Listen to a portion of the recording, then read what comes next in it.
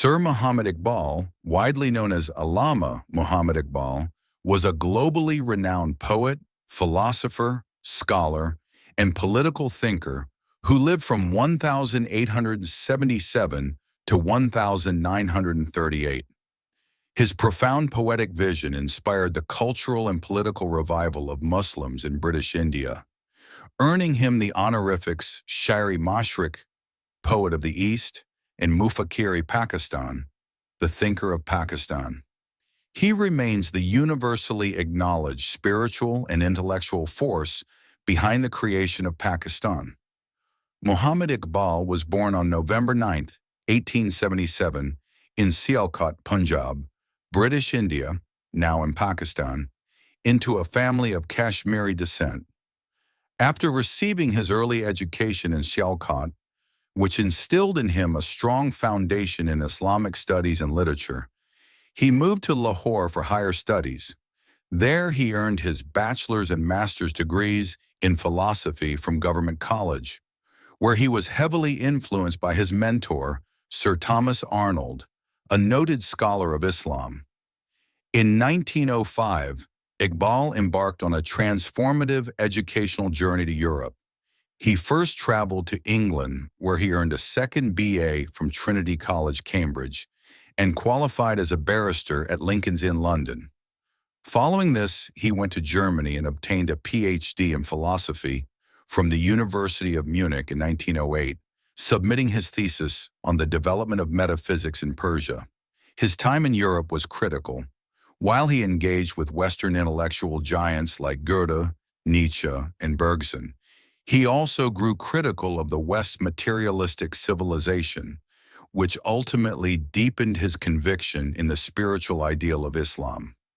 Iqbal's vast literary and philosophical work is characterized by a strong call for Muslim self-assertion, dynamic action, and the urgent reconstruction of religious thought.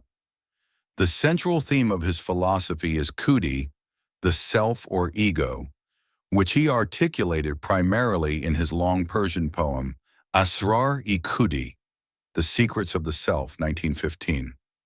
Khudi is the inner spiritual energy that must be strengthened and developed through self-discipline and active participation in life, representing a critique of passive self-negation and fatalism. He argued that the true purpose of life is self-realization and the conquest of the environment. He later balanced this individualism with the need for community, Millat, in Rumaz-i The Mysteries of Selflessness, 1918, where he stressed the individual's integration into an ideal, ethical community. His major Urdu poetic works include Bang-e-Dara, The Call of the Marching Bell, 1924, which contains both his early patriotic works like Tarana-i-Hind and later pan-Islamic reflections. Bal-e-Jibril, Gabriel's Wing, 1935, considered one of his finest and most philosophically deep collections, and Zarb-i-Kalim, The Blow of Moses, 1936, which served as a commentary on contemporary socio-political issues.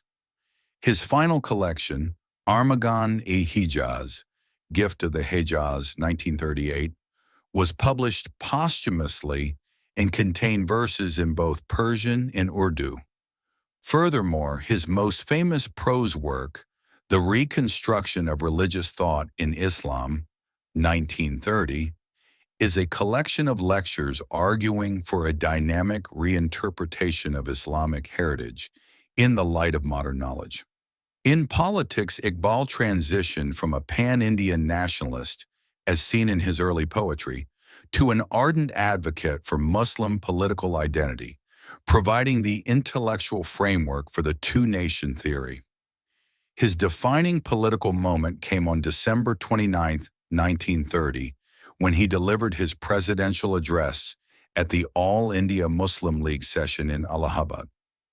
In this speech, often called the Allahabad Address, he formally articulated the demand for a consolidated political entity for Muslims, stating, "I would like to see the Punjab, Northwest Frontier Province, Sindh and Baluchistan amalgamated into a single state. The formation of a consolidated Northwest Indian Muslim state appears to me to be the final destiny of the Muslims, at least of Northwest India. In the final years of his life, Iqbal dedicated himself to convincing Muhammad Ali Jinnah, who was in self-imposed exile, to return and lead the Muslim League. Through extensive correspondence in 1937, Iqbal forcefully argued that a separate homeland was the only viable solution for the survival of Indian Muslims. Jinnah acknowledged this correspondence as highly influential in shaping his final political direction. Allama Muhammad Iqbal passed away on April 21, 1938, 9 years before his political vision was finally realized in the form of Pakistan. His tomb lies adjacent to the Badshahi Mosque in Lahore.